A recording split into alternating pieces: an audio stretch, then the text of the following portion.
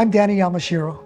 I'm a chaplain at Massachusetts Institute of Technology, MIT. I'm a radio talk show host and an author. As a child, Danny Yamashiro pretended to be a radio host. He also dreamed of playing football. He had a tough time in school. He needed lots of extra help. But memorizing movies and poems and performing in front of family and friends came natural to him. I started playing football when I was 8. Playing football was always my dream. But I loved the sport so much. I would sleep with the football. And then I got hurt. I got hurt as a junior, and then I got hurt again as a senior. Then I went into depression. But I didn't know what I was going through at the time. I just felt very down. I was angry. I was enraged. One night at the Pali changed Danny Yamashiro's life forever. The haunting cliff where many have died might have been the end. By a miracle, Danny survived. I took my girlfriend and we ended up going, not only the lookout, going down the old Pali Road, hiked up the back of the ridge to the place where we were actually doing a free climb.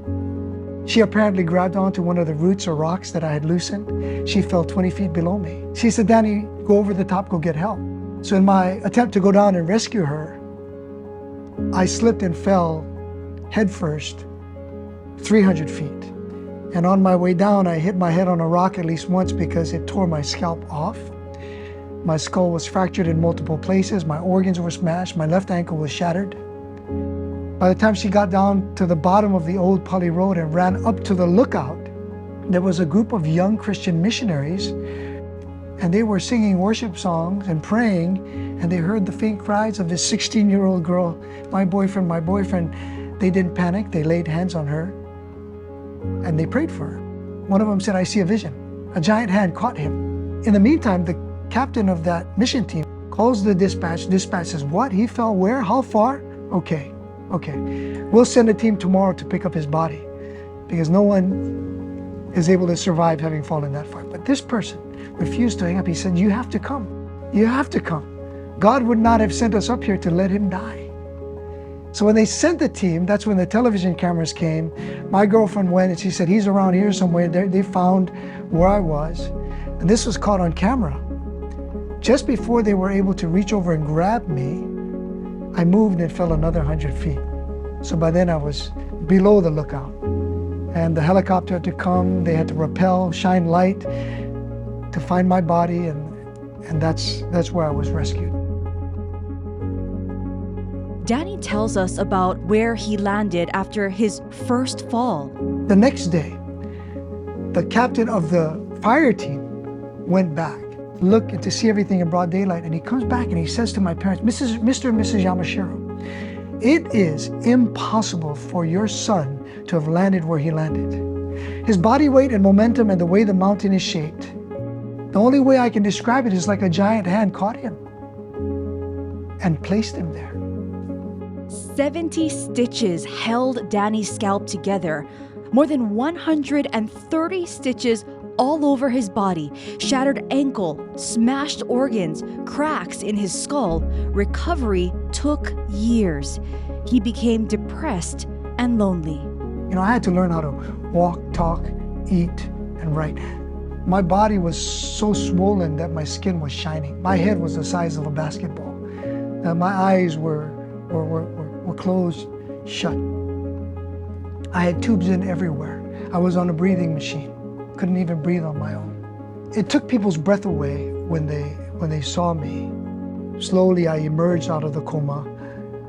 People would come and say, "Danny, God saved you for a purpose.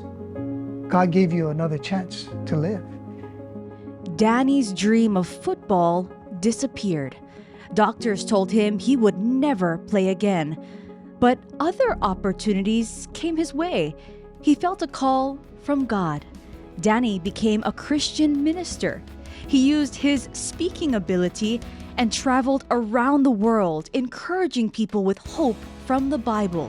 He also became a radio talk show host. I began receiving invitations to share the story of my survival. But what was interesting was that every time I would share the story, wherever I was at, people would seem to open their hearts to the love of God. He traveled to Africa, South America, Asia, the Caribbean, Europe, and the Middle East.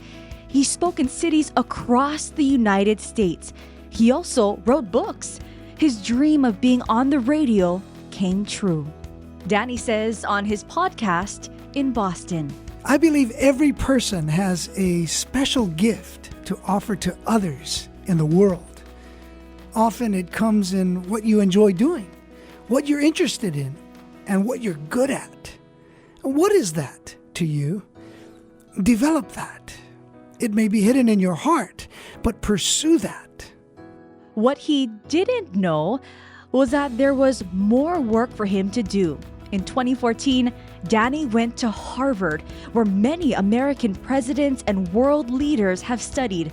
His family soon followed. This came as a surprise. About his teen years, Danny says, I didn't perform well in school.